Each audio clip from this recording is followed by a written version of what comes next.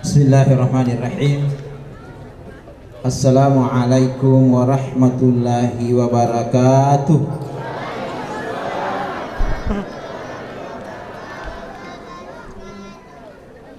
Ini belum jam 9. Kenapa jawab salamnya seperti sudah jam 12? Yang jawab salam saya doakan mudah-mudahan keluarganya menjadi sakinah mawaddah warahmah. Saya ulangi sekali lagi. Assalamualaikum warahmatullahi wabarakatuh. Suara jelek, ntar di bawah jelek.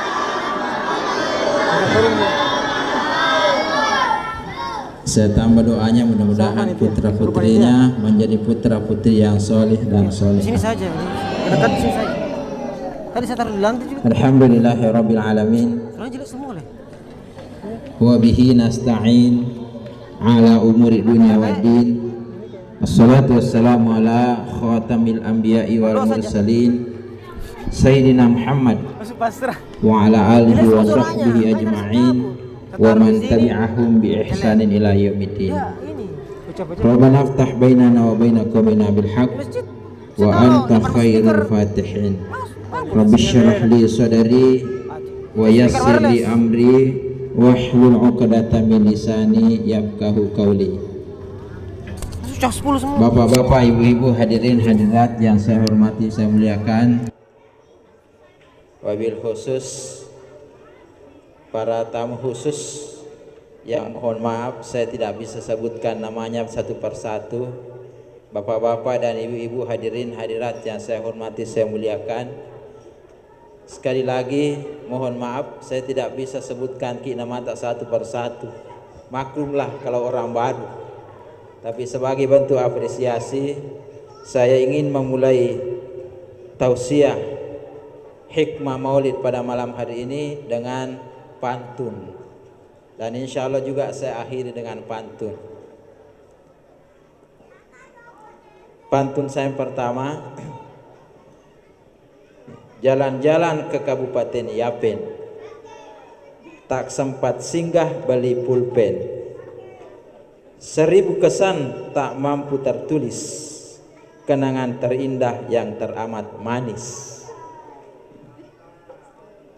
Bumi serui, tanahnya subur, masyarakatnya hidup makmur. Kami datang diterima dengan rasa syukur. Insya Allah pulang ke Rapang badan makin subur. Nah itu bapak-bapak, ibu-ibu, hadirin hadirat yang saya hormati, saya muliakan.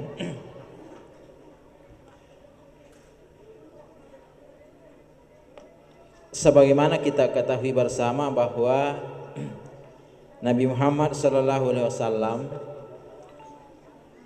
ini lahir tanggal 12 Rabiul Awal tahun gajah. Kenapa disebutkan tahun gajah? Ini karena berhubungan dengan peristiwa pasukan bergajah. Ada apa dengan pasukan bergajah? Ini dalam sebuah riwayat dijelaskan. Ini saya pernah baca dalam sebuah riwayat. Pada saat itu ada seorang raja yang bernama Abraha berkuasa di tanah Yaman.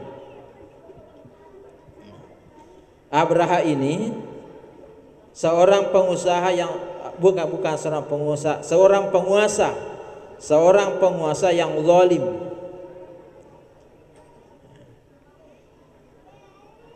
Kezalimannya itu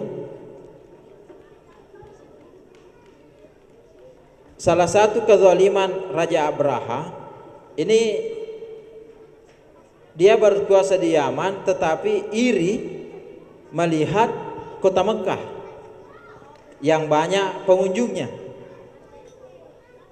Jadi Abraha ini seorang penguasa tapi juga punya pikiran-pikiran bisnis. Jadi dia seorang raja tetapi juga punya pikiran-pikiran bisnis. Apa pikiran bisnis yang ada di kepalanya? Dia melihat Mekah yang banyak dikunjungi orang karena di situ ada Ka'bah. Abraha ini iri melihat Mekah yang banyak dikunjungi. Kenapa iri? Hitungan-hitungan bisnisnya begini. Suatu tempat yang banyak dikunjungi orang itu potensi bisnis yang luar biasa. Nah, dia iri melihat Mekah tidak seperti negaranya, Yaman, sehingga muncul dalam hatinya niat yang tidak bagus terhadap Mekah. Dalam hatinya itu dia berniat, Mekah ini dikunjungi banyak orang karena ada Ka'bahnya. Dia ingin buat Ka'bah di Yaman, tapi dia yakin bahwa kalau bikin Ka'bah di Yaman belum tentu bisa menyaingi Ka'bah yang ada di Mekah. Jadi satu-satunya cara yang dia harus lakukan, Ka'bah di Mekah harus dia hancurkan, baru dia bikin Ka'bah di Yaman supaya orang datang berkunjung ke Yaman. Begitu pikiran-pikiran bisnis, otak-otak kotor yang ada dalam kepala Abraha. Sehingga Abraha membawa pasukannya full menuju kota Mekah lengkap dengan pasukan gajahnya dengan harapan nanti dia akan hancurkan Ka'bah. Ketika Abraha sampai di perbatasan, ada satu tempat yang bernama Makmas. Disitulah Abraha mengistirahatkan pasukannya untuk bersiap-siap masuk ke kota Mekah. Tetapi sebelum dia masuk kota Mekah, dia mengirim satu orang kurir. Kurir ini ditugaskan menghadap kepada Abu Thalib dan dititipi pesan, sampaikan kepada Abu Thalib bahwa Abraha beserta pasukan gajahnya sudah ada di perbatasan kota Mekah. Dia tidak ada niat bermusuhan berperang dengan orang Mekah. Satu tujuannya ingin masuk menghancurkan Ka'bah. Jika tidak dihalangi orang Mekah selamat. Masuklah ini utusannya Abraham menemui Abdul Muttalib. Abdul Muttalib ini kakeknya Nabi. Dia sampaikan pesan itu. Abdul Muttalib kemudian menyampaikan kepada seluruh penduduk Mekah bahwa Abraha akan masuk kota Mekah. Semua penduduk Mekah akan selamat sepanjang dia tidak melawan Abraha, tidak menghalangi niat Abraha untuk menghancurkan Ka'bah. Akhirnya apa yang terjadi bapak-bapak dan ibu-ibu? Penduduk Mekah pada saat itu ketakutan dan mereka naik di atas puncak gunung yang bisa dia lihat Ka'bah, dan mereka ingin melihat bagaimana model Abraha menghancurkan Ka'bah. Pada saat itulah terjadi peristiwa yang luar biasa. Itulah yang dijelaskan dalam Al-Quran. Ketika Abraha bersiap-siap masuk kota Mekah beserta pasukannya, ini dalam Al-Quran Allah jelaskan, wa arsala alaihim toiran ababil.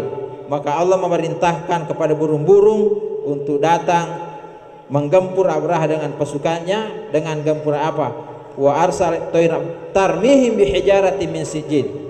Diutuslah burung-burung untuk melempar Abraha beserta pasukannya.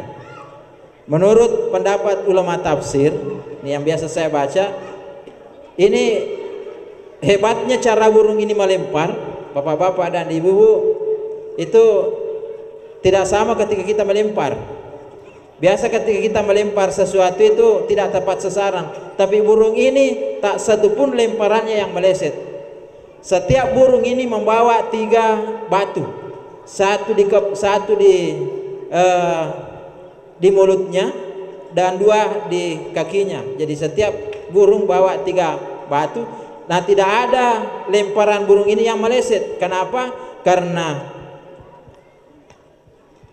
ada memang itu namanya orang yang punya nama menjadi sasaran. Jadi burung ini tinggal melepas saja batunya, dan batu itu mencari siapa yang nama yang ada dalam batu itu. Itu dalam riwayat saya temukan, batu ini ketika mengenai kepalanya orang yang dilempar itu tembus sampai di pantat. Jadilah Abraha dengan pasukannya mati seperti yang dijelaskan dalam surah surah Al-Fil. Faja'alahum ka'asfin ma'kul.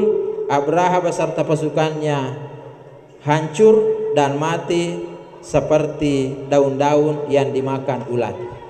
Bapak Ibu yang saya muliakan, dari sini kita bisa mengambil hikmah bahwa seseorang yang hatinya kotor, pikirannya tidak bagus, melakukan satu kejahatan, itu pasti akan kena dirinya sendiri. Inilah yang Allah sampaikan dalam Al-Quran, in ahsantum ahsantum li anfusikum. Jika engkau berbuat baik, maka kebaikan itu akan kembali kepada dirimu sendiri. Wa in asatum falaha. Siapa yang berbuat keburukan, keburukan itu akan menghantam dirinya sendiri.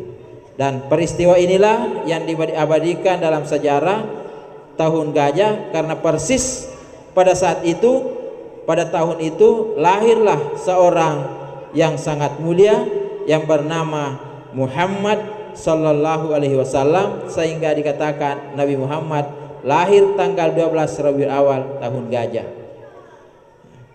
Dari peristiwa ini juga kita bisa mengambil inspirasi, mengambil hikmah bahwa orang yang rakus itu, ini Abraha ini kan seorang penguasa, sudah makmur kampungnya, masih ingin menghancurkan kampungnya orang. Ini penguasa yang rakus. Jadi biasanya orang rakus itu nasang yogi rakus itu bahasa Bugisnya maceceng. Biasanya orang rakus itu ia tahu maceceng nasang yogi aku maceceng itu pasti maseke. Orang yang rakus itu pasti kikir, dan orang yang kikir pasti rakus. Bapak-bapak bisa cek teori ini apa betul atau tidak. Yang saya lihat biasanya seperti kalau ada orang yang rakus pasti kikir, kalau ada orang yang kikir pasti rakus. Nah, inilah sifat yang dimiliki oleh Abraha. Allah menghancurkan Abraha pada saat itu dan melahirkan Nabi Muhammad SAW. Sebenarnya di situ ada isyarat bahwa kita dilarang rakus, tapi justru sebaliknya kita dianjurkan untuk menjadi orang yang gemar berbagi. Dan inilah menjadi penyebabnya sebenarnya sehingga umat Islam dalam memperingati Maulid Nabi Muhammad SAW itu banyak-banyak berbagi, membagi telur, membagi makanan, supaya kehidupan kita bisa semakin berkah. Sebagaimana firman Allah Subhanahu wa taala, man ja'abil hasanati falahu asyru amsalihha. Siapa yang melakukan satu kebaikan, maka akan dibalas 10 kebaikan. Hadirin hadirat yang saya muliakan, itu tadi seringkas sejarah tentang kelahiran Nabi Muhammad SAW. Kemudian selanjutnya, sebagaimana kita pahami bersama bahwa Nabi Muhammad SAW ini diberikan mukjizat oleh Allah Subhanahu wa taala berupa Al-Qur'an. Apa yang dimaksud mukjizat? Kelebihan, keutamaan. Nah, setiap nabi diutus oleh Allah Subhanahu wa taala itu diberikan mukjizat. Jadi ada rasul yang diberikan mukjizat, dan setiap rasul yang diberikan mukjizat itu tujuan Allah memberikan dia mukjizat seperti itu supaya dia bisa bertahan melawan situasi dan kondisi sama dihadapi. Nah, contoh misalnya kita mengambil contoh Nabi Isa alaihissalam. Nabi Isa alaihissalam ini seorang nabi dan rasul yang Allah berikan mukjizat mampu menghidupkan orang mati. Itu mampu menghidupkan orang mati, tetapi orang mati yang dia hidupkan itu tidak bertahan lama, mati sekejap lalu berdoa kepada Allah, kemudian orang itu hidup, sesudah hidup bicara sebentar mati lagi. Seperti itu yang saya dapatkan.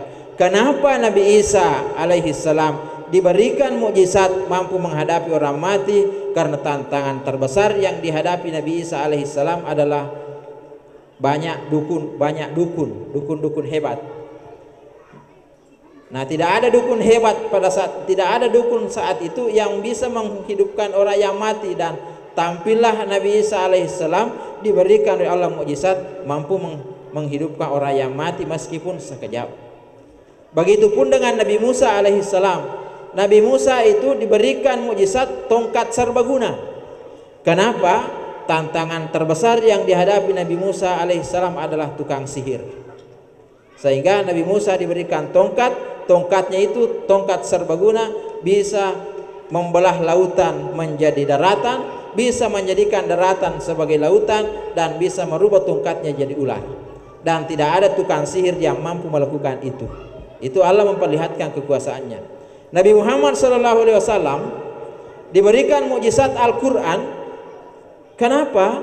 Karena yang dihadapi, tantangan terbesar yang dihadapi Nabi Muhammad SAW adalah penyair.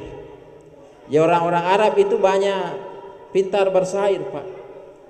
Tapi kalau dikatakan jahiliyah, itu ada zaman jahiliyah.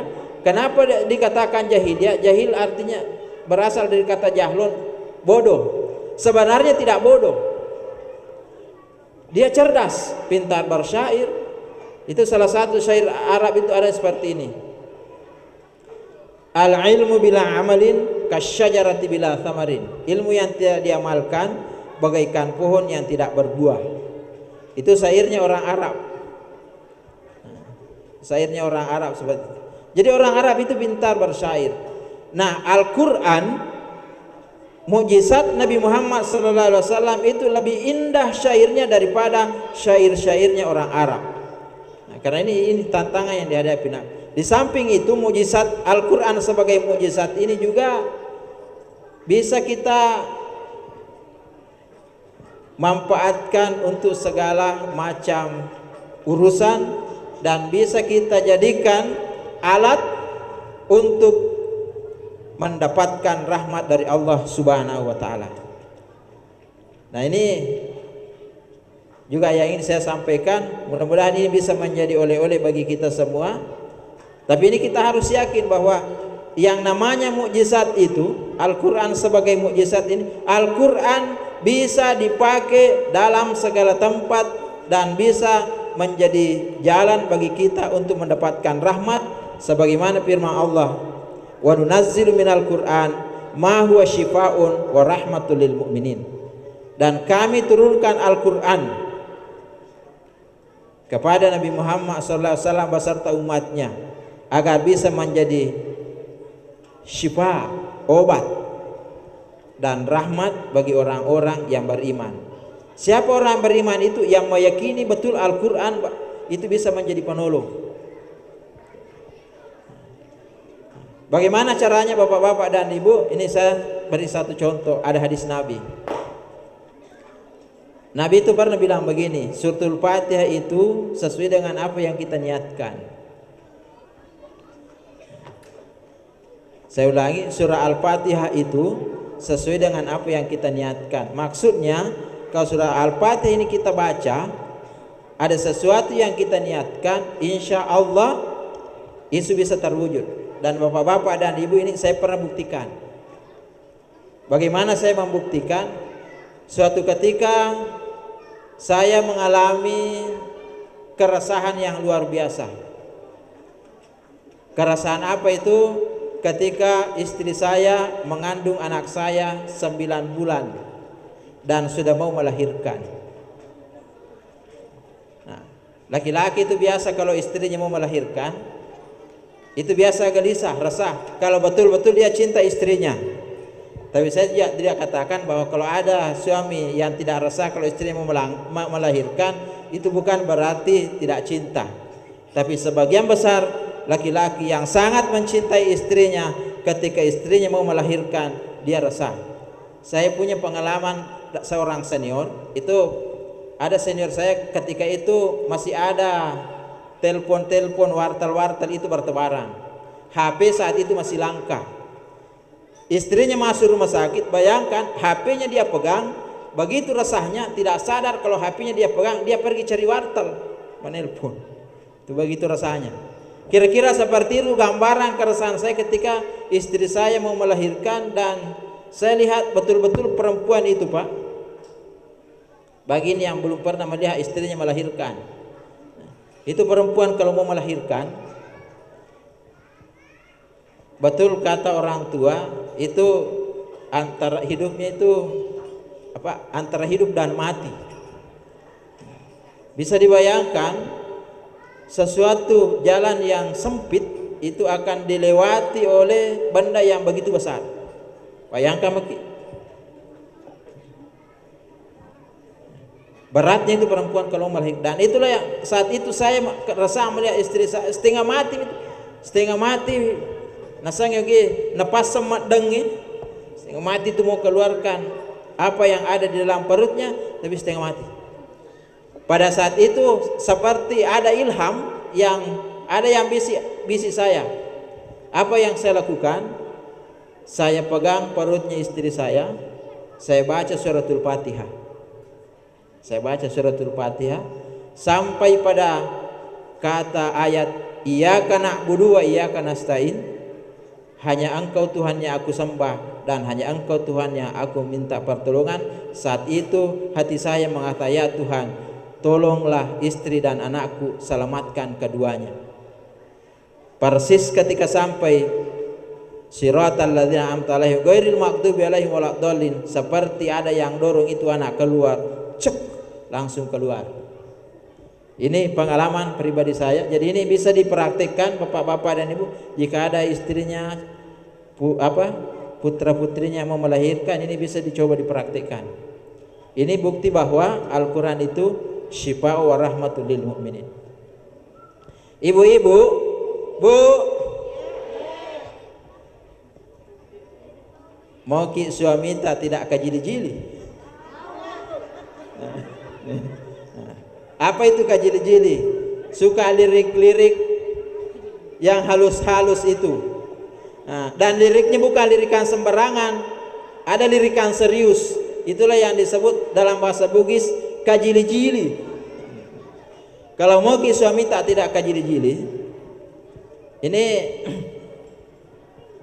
saya mau kaitkan, saya mau ajar ibu-ibu. Ini ada teori seorang berkebangsaan Jepang yang bernama Masaru Emoto. Teorinya Masaru Emoto, the power of water, kekuatan air. Masaru Emoto itu meneliti air. Hasil kesimpulan penelitiannya mengatakan air yang diberi kata-kata baik, molekulnya terbentuk sempurna dan mampu melahirkan kekuatan yang dahsyat.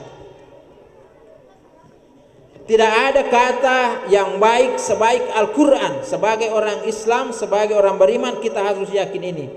Degaga warekada kami nama kasih saliwana baca Quran. Tidak ada kata-kata yang paling baik selain bahasa Al-Quran. Itu kita harus yakini. Apa hubungannya dengan suami yang kajili-jili? Supaya suami ibu tidak kajili-jili, ini kalau ibu bikin kopi itu kan air. Kalau ibu masak nasi tidak bisa masak kalau tidak ada airnya. Kalau ibu masak nasi, bikin kopi, baca suratul Fatihah. Pada air itu, ketika sampai pada kalimat ayat Iyyaka na'budu wa iyyaka nasta'in, minta kepada Tuhan, ya Tuhan, jangan lalu kasih kajili-jili di suamiku. Serius ini, Bu. Serius ini. Ini saya tidak hajar ibu. Bisa tanya istri saya. Istri saya suruh bilang begitu. Kalau saya mau keluar, bikinkan masa untuk saya, bikinkan kopi untuk saya, Bu, baca gitu. Karena di luar itu banyak sekali godaan. Godaan tidak hanya di halaman, tetapi godaan kadang ada di kamar. Ada di kamar. Apa yang saya maksudkan kamar? Ini saya punya pengalaman kelas 12 alia. Kelas 2 alia itu saya ingin ceramah. Kebetulan menjelang bulan suci Ramadan. Saya masuk kepada guru saya. Guru saya di pesantren itu namanya Ki Haji Abdul Yusuf, mantan ketua Majelis Ulama Sulawesi Selatan. Orang Sidra Pin Rampare itu lebih kenal dengan sebutan Kali Sidenreng. Saya ini muridnya Kali Sidenreng. Saya masuk pada guru Kali Sidenreng minta konsep. Beliau tanya saya. Tanyanya begini. Saya bilang, "Puang, mau mi Ramadan, mau kak ceramah. Apa dia bilang? Mau kok apa yang kau mau ceramahkan? Saya bilang ada sekarang ini istilah puang globalisasi. Oh itu yang kau mau bahas. Nah, dia bilang begini, ini yang kau bahas. Dulu itu nak, orang tua takut sekali dengan setan. Sekarang ini orang tua dia bayar setan mahal-mahal masuk di rumahnya. Apa maksudnya puang? Bilang dulu itu orang tua takut sekali dengan setan. Kalau sudah tiba waktu maghrib, dia bilang kepadanya, hei masuk semua kau di rumah, banyak setan berkeliaran. Kalau ada pohon kayu yang besar, jangan kau dekat-dekat pohon itu, karena di pohon itu banyak setannya. Begitu takutnya orang tua dulu dengan setan. Sekarang orang sudah tidak takut dengan setan, dibayar setan masuk di rumahnya. Saya bilang apa maksudnya puang? Dia tunjuk itu televisi. Di televisi kita bisa menonton tayangan, di situ ada perempuan berenang, pakaiannya hanya sedikit, itu juga termasuk katanya seperti setan.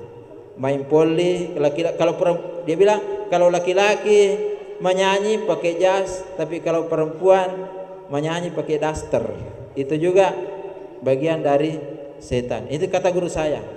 Saya bilang sekarang ini justru teknologi semakin canggih, setan sudah tidak dibayar dalam rumah, tetapi setan bisa dikantongi. Ini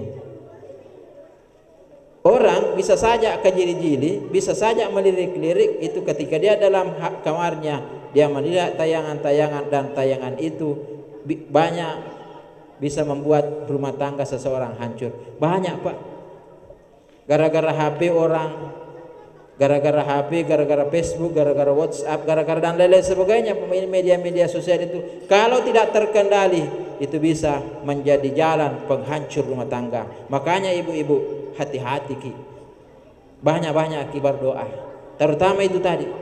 Ini kita harus yakin bahwa Al-Quran ini syifa'u wa rahmatul lil mu'minin. Nabi Muhammad SAW itu diberikan Al-Quran karena Al-Quran ini bisa dipakai untuk melawan situasi dan kondisi zaman yang tidak menentu, apalagi saat ini tidak menentu situasi pak.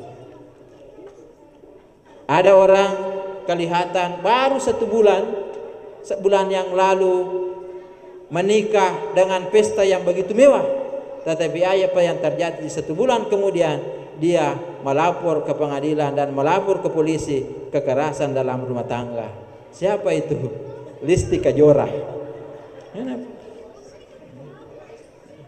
Jadi saya itu juga bukan berarti ini satu pengalaman yang bisa bagaimana kita harus kembali kepada Al-Quran, dan Al-Quran inilah Allah turunkan kepada Nabi Muhammad SAW dan kepada kita semua supaya bisa jadi rahmat bagi kita semua.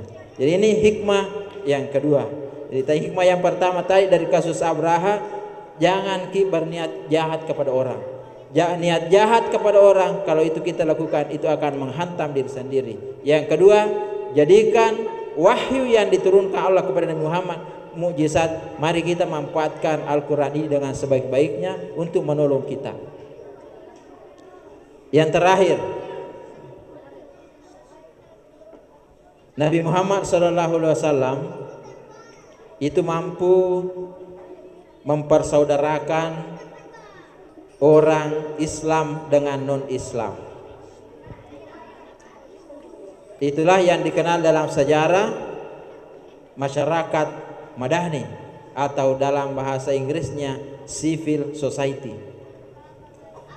Bagaimana Nabi mempersaudarakan orang Islam dengan non-Islam dalam sebuah bingkai negara yang saling membantu, saling mengayomi, dan inilah saya lihat yang terjadi di Kabupaten Yapin.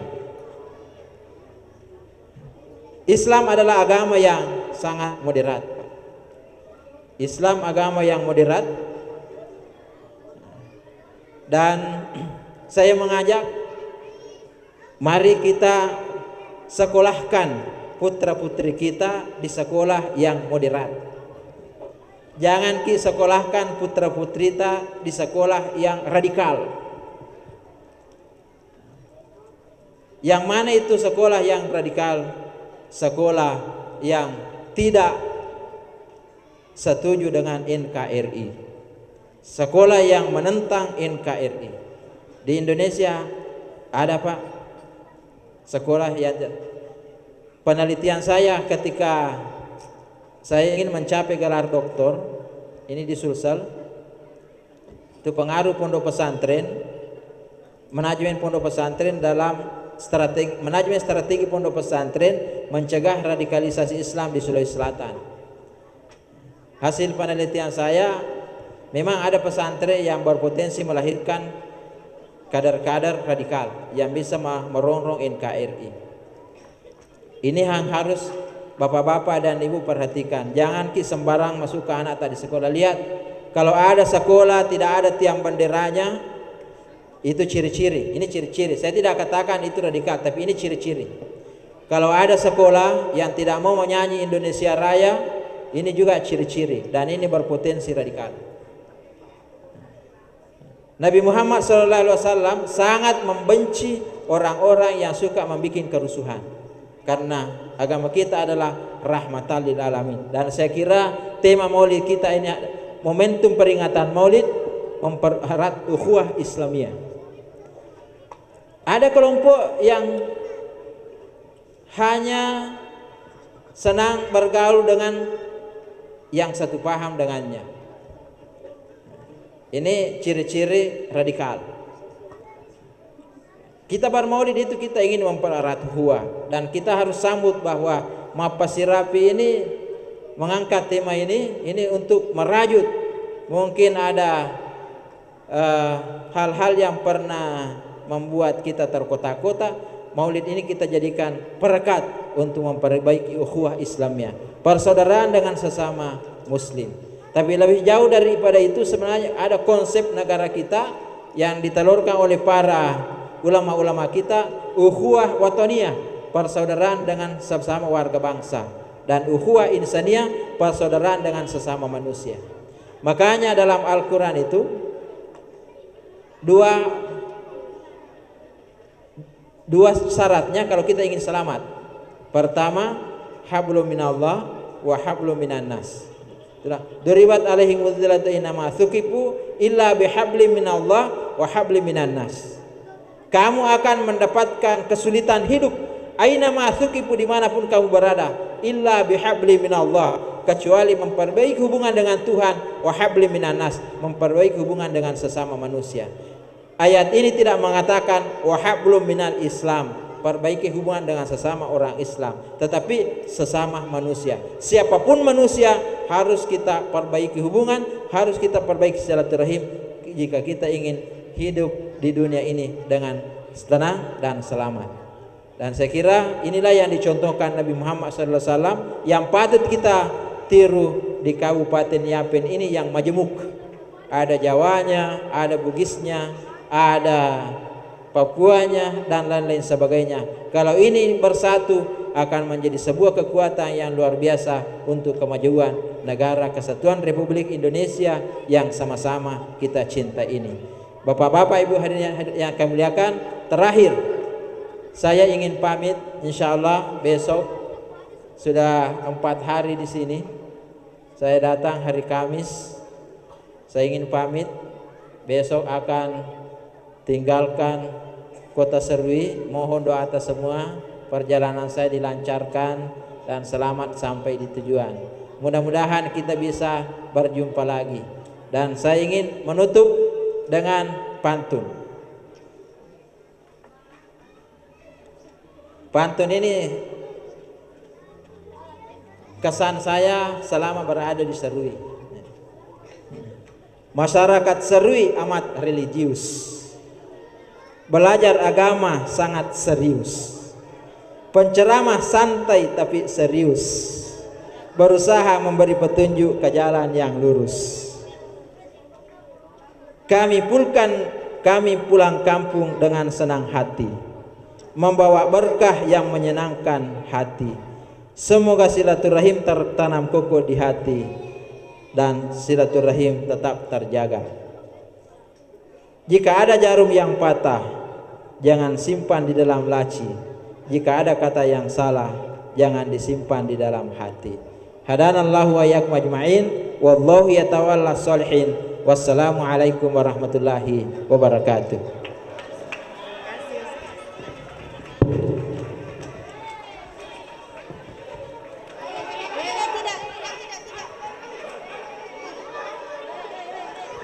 Hadirin yang kami hormati, selanjutnya yaitu doa yang akan dibacakan oleh Bapak Ustadz Raja Ali Hamzah Siregar SPDI.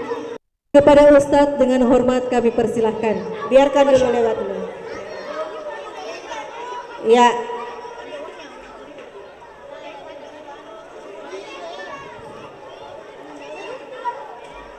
Sabar, sabar. Iklan lewat. Iklan lewat. Iklan.